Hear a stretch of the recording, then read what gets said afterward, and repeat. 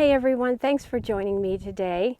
Well, my husband and I started a new flower bed in the front and I planted some hellebores in it. It is the end of March now. I planted these about 2 weeks ago, a week and a half ago. I am in zone 6B/7. Hellebores are very, very hardy. I'll put the specs of the hellebores on the screen so that you can see that. But let me flip the camera around and we'll take a little tour of the hellebores and the hyacinths and some daffodils, and we'll see what's going on. So starting here, I think we planted this container up together. I'm pretty sure, did we? Yes. It has the little obelisk or the topiary, whatever you want to call it, and the ranunculus and some pansies and violas and some stock. And let me say this about ranunculus. This is the initial bloom that you saw in that video a couple weeks ago. That's the same bloom. When they bloom for a long time. And you can see tulips that I planted in this little container last autumn. They're coming along. And if we go around here, this is the front of our house. I need to straighten up that little planter thingy. But this is a clematis. This is a group 2 clematis, I believe. I trim it back. I cut it back to the ground every at the end of the season or at the end of the year. And it grows up that way. So I believe that's a group 2 that you can do that with. But then you can see, I will put up on the screen the name of these hellebores. Let me step around here so that you can see this one up close. And it's kind of like it's a little bit of a jungle gym in here. But you can see quite a few of the hellebores that I've had for several years in here. That one, I don't remember the name of that one, but that's my most flowering hellebore, and it also throws off a lot of baby hellebores, a lot of seeds. So I love that one. But let's look at the bloom on this one. It is so pretty. And I will, get in focus. I'll put the name of this one on the screen. Isn't that pretty? And then these hellebores, I, of course, trimmed out all the dead earlier. And now they're starting to come on. It was a little bit later this year just because it was so cold here. This is an oak leaf primrose, and the blooms on this last forever as well. You can see some new blooms coming. And all of this area gets a little bit dappled shade. There's another oak leaf primrose that I just planted. More hellebores in the back that have been here for a while. And here's another one that's been here for a while, several years. And let me see if I can get it in the camera. Virginia Bluebells. I only have 2 of them, but aren't they sweet? Look at that. Oh, my hands are dirty because I've been working, but Virginia Bluebells, so sweet. So this is a Kusa dogwood here. It gets the leaves first and then the blooms and then the little pods. And the flower bed just went behind the dogwood, and I said to Sweet William a couple weeks ago, I said, I want to extend this flower bed out in front of this dogwood. And he ran and he got the flat edge shovel and he went ahead and dug out all the grass for me right then and there. I was like, oh, this is nice, thank you so much. So I promptly bought the hellebores. I bought 6 altogether, that one back there, and 5 more. Again, I will put the names of these up on the screen. I believe they're like Frost Kiss and Ice and Roses, something like that. I do have my little bird bath out with a rock in it because the bees are starting quite a bit already, and that they're looking for water. So I put that rock so they could stand on the rock and get water. So then I just lined this bed from rock, with rock from our farm here. But if we swing around this way, you can see some tulips. Those are, I can't remember, they're, it'll come to me and I'll put the name on the screen.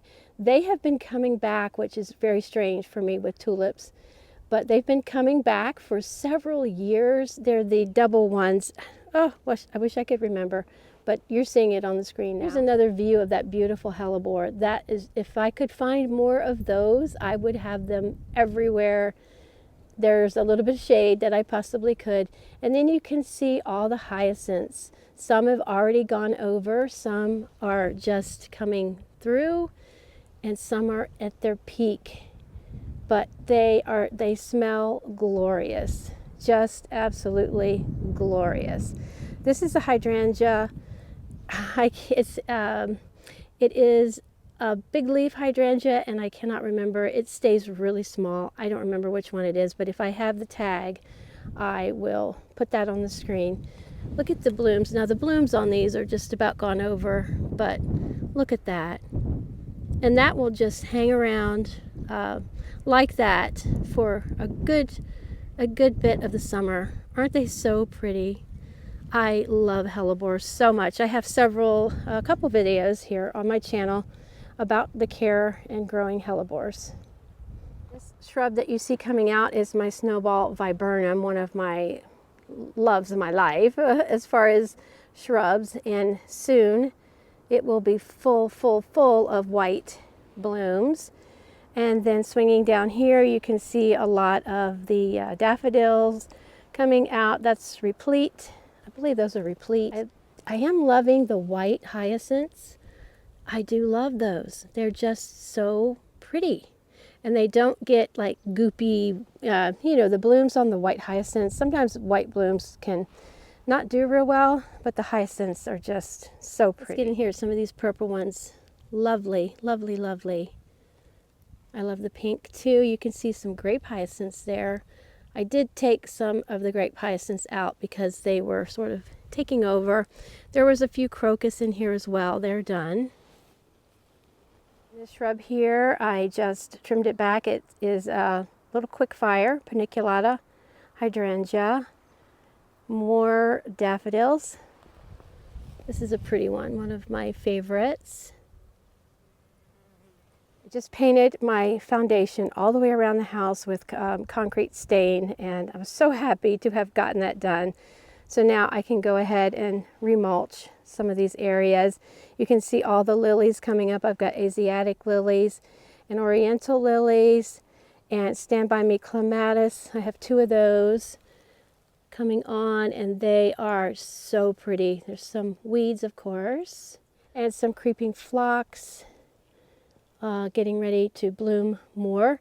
All of this is the drumstick alliums. I don't love the foliage, and bunnies will eat the foliage, but I do love, so you can see all the foliage on those. Those are drumstick alliums coming up that look like wild onions. Those are drumstick alliums. This little patch of hyacinths here, a lot of them are just about gone over, but when they were in their peak, so pretty with the pink and yellow. And again, I love the yellow as well as the white. Just loving those. And if we swing around here, you can see more daffodils and some tulips that are left over from that were in here a long time ago. So of course you just leave those. This is another Cusa dogwood here, just planted a couple of years ago. This is the Lady of Shalott, short climbing rose, coming on, doing, you know, going to be blooming here really soon. Then there's a couple of clematis that I've planted that I'm hoping will climb up. You can see there's one of them, and there's one on the other side. So I'm hoping those clematis will climb up the trellis and kind of intermingle with the Lady of Shalott. I would be so excited about that. Some more daffodils. Let's see if we can perk you up a little bit there. So pretty. And this container has some more ranunculus and some stock and some more of the, those are frizzle sizzle pansies. Aren't they cute? So you can see my irises. Those bloom in the spring and the autumn time. It's amazing that they bloom twice a year. Then there's quite a few alliums coming up behind there, and all of this green that you see here is nigella. It is self-seeded nigella, or after the nigella blooms, then I just crack open the bloom pods and sprinkle them everywhere. I love nigella. This is a firelight tidbit hydrangea, paniculata hydrangea. I don't see, oh, I do see some, I think. Yeah, I see some buds coming on there. A little bit nervous there for a minute. This is a dwarf Nandina, and this is what they look like after the winter. Like in the autumn time, they're gorgeous. During the summer, it's gorgeous. But before they start perking up in the spring, this is kind of what they look like. I went through and trimmed off a lot, and I need to probably trim off a little. See, all that dead needs to be trimmed off, but they're not too pretty at this time of year. This poor container here is kind of on its last leg, but I am going to go ahead and plant up some spring stuff in it here real soon. And there's some poppies. We sowed the poppies. You see the poppies there with the ice cube method? Those are all poppies coming in there. And let me swing you on the other side here. These are all poppies in here. So the ice cube method that we did in a video together, there's poppies back there, definitely works if you can keep them, let them germinate before the birds eat them. At least that's the case for me. We'll walk over here towards the greenhouse, and I'll show you, I'll show you what, what will be coming up next. These are all spring annuals there that need to be planted out. And I planted daffodils. Hello. I planted daffodils in this ring here, in this container, last autumn before last. Okay, 2023. Autumn of 2023. And they bloomed in the spring of 2024. And so I said, I'm just not sure how they're going to do, but I'm going to keep them being in the container like this.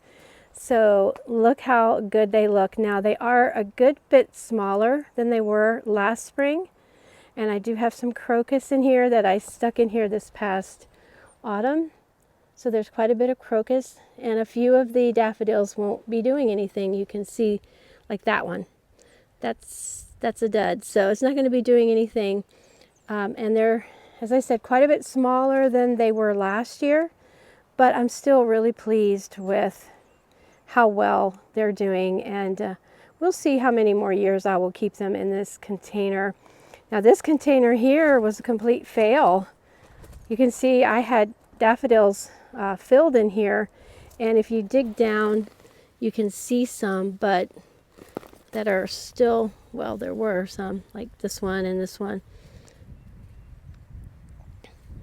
but this turned into be a dud. But the soil is still great. I don't know what happened. It just happens sometimes.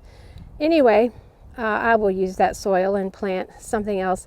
These two beds here have tulips, and those will be for cutting. And then I've also sowed quite a bit of seed. I think it was forget-me-nots. Ooh, the wind is getting up, and I hope it's not getting too much in the audio here. But let's go in the greenhouse, get away from the wind. We've got dahlias. That was just a brief little tour of the new flower bed with the hellebores and some of the hyacinths and things like that. So I hope you enjoyed seeing that. I sure have enjoyed having that new flower bed and walking out of the front door and just seeing it. It's nothing fancy, very rustic, but it suits me just fine. All right, well, thank you again so much for being here. I appreciate your support more than you could ever know. Until next time, friends, happy gardening. Bye-bye.